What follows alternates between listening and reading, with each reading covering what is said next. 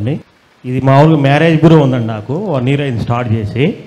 మామూలుగా గవర్నమెంట్ నుంచి తీసుకోవాలంటే 10,000 దాకా అవుతాయండి. చాలామందిని పట్టుకోవాలి, చాలా పై వాళ్ళతో కూడా ఫోన్లో చేయించాల్సి వస్తూ ఉంటుంది పొలిటికల్గా. అయితే ప్రార్థనలో చేస్తున్నాను, అయ్యా మరి ఏదో కూడా సాయం చేయండి అని. ఒక ఆవిడ ఫోన్ చేసి ఇట్లా 1000 రూపాయలకే మీకు లైసెన్స్ మొత్తం ఇస్తారు, ఐడి కార్డు ఇస్తారు అని అడిగారండి. వావ్, 1000 రూపాయలకే నేను తీసుకున్నానండి. వావ్. మ్యారేజ్ లైసెన్స్ తీసుకోవాలంటే చాలా ఖర్చు పెట్టాల్సి ఉంటుంది, ఎంతో ప్రయాసపడాల్సి ఉంటుంది, ఎన్నో పెళ్ళిళ్ళు చేయాల్సి ఉంటుంది. అయితే ఇదంతా లేకుండా తక్కువ రేటుకే ఈ బిడ్డకు మ్యారేజ్ లైసెన్స్ ఇచ్చారు.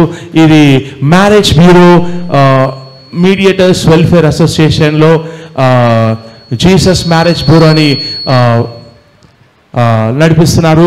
సో దేవుడి బిడ్డకి అనతి కాలంలోనే మ్యారేజ్ బ్యూరో లైసెన్స్ ఇచ్చాడు. సో దీంతో మీరు మ్యారేజ్ కండక్ట్ చేయొచ్చు, ఎన్ని చేసుకోవచ్చు. గవర్నమెంట్కి చూపిస్తే అసలు ఏమన్నారంటనా? వావ్.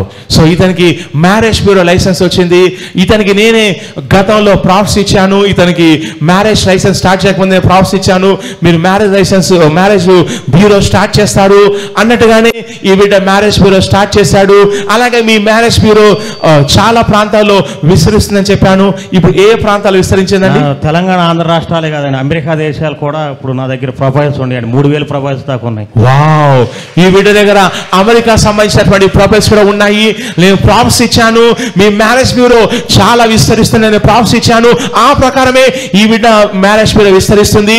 మ్యారేజ్ సంబంధాలు, అమెరికా మ్యారేజ్ సంబంధాలు కూడా ఉన్నాయి. సో దేవుడు ఈ విషయంలో ఈ బిడ్డను వాడుకుంటున్నాడు. ఇతను జీసస్ మ్యారేజ్ బ్యూరోని స్టార్ట్ చేశాడు.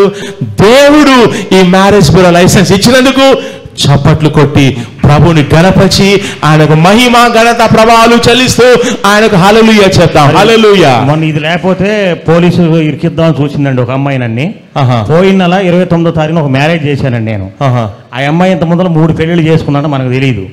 ఇద్దరిని కూడా ఒక చోట పెట్టి మాట్లాడించేవాడిని. మా మీద బలవంతంగా తీసుకెళ్ళి కేసు పెట్టారని నా ఎస్ఐ గారికి బాలనగర్లో పెట్టిందండి. సరే ప్రార్థన చేసుకున్నాను, నేను ఆయనతో మాట్లాడాను ఫోన్ మీద. మేము ఎటువంటి తప్పు చేయలేదండి, మాకు డబ్బులు కూడా ఇవ్వలేదు, వాళ్ళు ఇద్దరు కూడా ఇష్టపూర్వకంగా చేసామని అన్నానండి. సరే అయితే రేపు పొద్దున్నే మీరు వచ్చి కలవను అన్నారు. నేను వెళ్ళకుండా ప్రార్థన చేసుకున్నాను. వాళ్ళిద్దరు భార్య భర్తను పిలిపించారు, వాళ్ళే మాట్లాడారండి.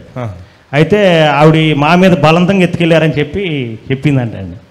అయితే దేవుడి సన్నిధిలో నేను సాక్ష్యం చెప్తా, అక్కడ మేము నిరీదిగా చేసిన పెళ్లి కానీ మేము ఎత్తుకెళ్ళలేదండి అని నేను మాట్లాడటం జరిగిందండి ఫోన్ మీద. ఆ అమ్మాయినే ఆ భర్త మీదకి పెట్రోల్ పోసుకుని మీద కురికిందంటండి. ఆ ఎస్ఐ గారు చూసి తిట్టి, మామూలుగా ఇద్దరికి మీరు ఆ అమ్మాయి నేను చంపేసేటట్టుంది, ఇద్దరు వేరు ఉండనని వేరు చేశారండి. అక్కడ నుంచి వెళ్ళి 24 గంటలు ఇంకో పెళ్లి చేసుకుందండి. ఆ పెళ్లి చేసుకున్నాక ఆ భర్తకు అనుమానం వచ్చి ఆయన ఇడిచిపెట్టిందంట. ఇప్పుడు మళ్ళీ ప్రెగ్నెన్సీ వచ్చిందంట. ఆ ప్రెగ్నెన్సీ తీసుకురావడానికి హాస్పిటల్కి వెళ్ళిందండి.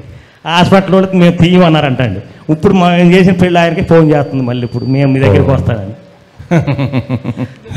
చూసారా?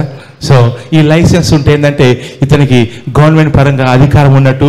సో కాబట్టి ఆయన కూడా అడిగినండి, నీకు ఏ అధికారంతో పెళ్లి చేసి వీళ్ళకి ఎంత డబ్బు తీసుకున్నావు, నీ ఆ లైసెన్స్ ఇచ్చిరా అంటే ఇది ఇచ్చింది అలా తెలియదండి, వారం క్రితం వచ్చింది నాకు ఇది నేను తీసుకొస్తానండి ఉందని అన్నానండి. అనేసరికి ఆయన నా మీదకి ఏమీ సీరియస్ అవ్వరు, లేదా ఆవేదన కూడా ఇరికియాలని చూసారండి. సో కాబట్టి ఏంటంటే కొంతమంది అలా ఉంటారు, పెళ్ళిళ్ళ తర్వాత పెళ్ళిళ్ళు చేసుకుంటారు. అయ్యగారు చెప్పిన విధంగానే నేను మొత్తం 7 బ్రాంచులు ఓపెన్ చేస్తారని చెప్పారు నాకు. నేను వచ్చినాడు చాలా ఘోరమైన పరిస్థితిలో వచ్చా. నా కుటుంబం మొత్తం విడిచిపెట్టింది నన్ను. 2017లో మొత్తం అంతా విడిచిపెట్టేశారు. ఆ టైంలో వచ్చా నేను ఆ రోజునే నిర్ణయం తీసుకొని ఇక్కడికి వచ్చినాడు. ప్రవచనం చెప్పారు, నాయన ఏ విధంగా విడిపోయింది ఏంటి, మా కుటుంబం ఎట్లా అయిపోయింది అంతా చెప్పారు. నీ విధంగా ఫాలోఅప్ అని చెప్పారు.